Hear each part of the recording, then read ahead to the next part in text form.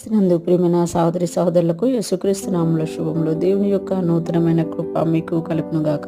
ఈరోజు దేవుడు మనకిచ్చిన మాట ద్వితీయోపదేశ కాండము 14వ అధ్యాయము 23వ వచనం. నీ దినములన్నిటిలో నీ దేవుడైన యెహోవాకు నీవు భయపడ నేర్చుకున్నట్లు నీ దేవుడైన యెహోవా తన నామమునకు నివాస స్థలముగా ఏర్పరచుకున్న స్థలమున ఆయన సన్నిధిని నీ పంటలో కానీ, నీ ద్రాక్షారసంలో కానీ, నీ నూనెలో కానీ 10వ వంతును నీ పశువుల్లో కానీ, గొర్రె మేకల్లో కానీ తొలుచూలు వాటిని తినవలను. ఈ మాటలు మనము ద్వితీయోపదేశ కాండంలో చూస్తున్నాం. ఇక్కడ మోషే గారు ఇశ్రాయేలుకి ఆజ్ఞాపిస్తున్నారు కదా, నీ దినములన్నిటిలో నీ దేవుడైన యెహోవాకు నీవు భయపడ నేర్చుకున్నట్లు. అంటే మన దినములన్నిటిలో కూడా మనం ప్రతిరోజు కూడా దేవునికి భయపడడం నేర్చుకోవాలంట.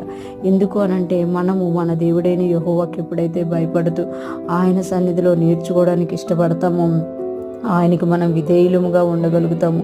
దినదినము మనం సరి చేసుకున్నప్పుడు దినదినము ఆయన కొరకు మనం ఎదురు చూసే వారంగా ఉంటాము. ఇక్కడ చెప్తున్నారు కదా, నీ దేవుడైన యెహోవా తన నామమునకు నివాస స్థలముగా ఏర్పరచుకున్న స్థలమున.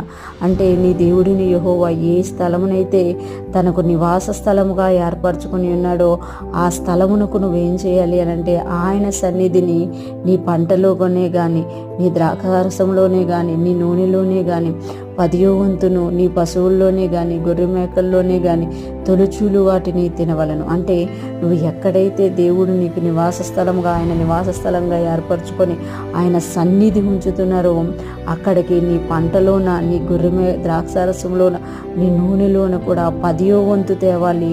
అంతేకాకుండా నీ పశువుల్లోన, గొర్రె మేకల్లోన తొలుచూలు వాటిని అక్కడికి తెచ్చి దేవునికి అర్పణం చేసి అక్కడ దేవుని సన్నిధిలో మీరు వాటిని తినాలి. అది దేవునికి నువ్వు నువ్వు భయపడాల్సినది అని ఇక్కడ తెలియజేస్తున్నామంట.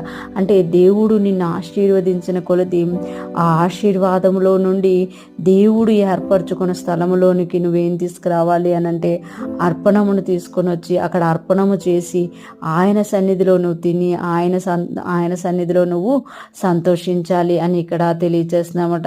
ఈరోజు ఫ్రెష్ మన్నా వింటున్న ప్రతి ఒక్కరూ జ్ఞాపకం చేసుకోవాలి, మనము మన దేవుడైన యెహోవా సన్నిధిలో భయపడడం నేర్చుకోవాలి. ఆయన ప్రతిరోజు ఏది చెప్తున్నారో అది విని దాన్ని గ్రహించే వారంగా ఉండాలి.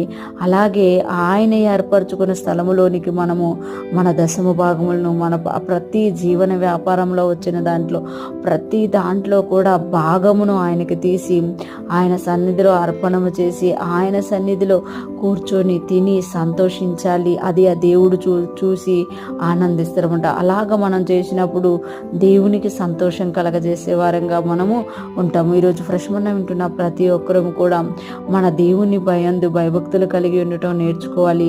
అదే సమయంలో ఆయన సంతోషపరిచే వారంగా మనము ఉండాలి. దినదినము కూడా మనం ఆయన సన్నిధిలో నేర్చుకున్నప్పుడు ఆయనకి సంతోషాన్ని కలగజేసే వారంగా ఉంటాము. ప్రతి ఒక్కరూ కూడా దేవుని సన్నిధిలో ఆనందిస్తూ ఆయన్ని సంతోషపరుస్తూ ఆయన కృపలో ఎదుగుతూ ముందుకు సాగిపోదుముగాక. ఆమేన్.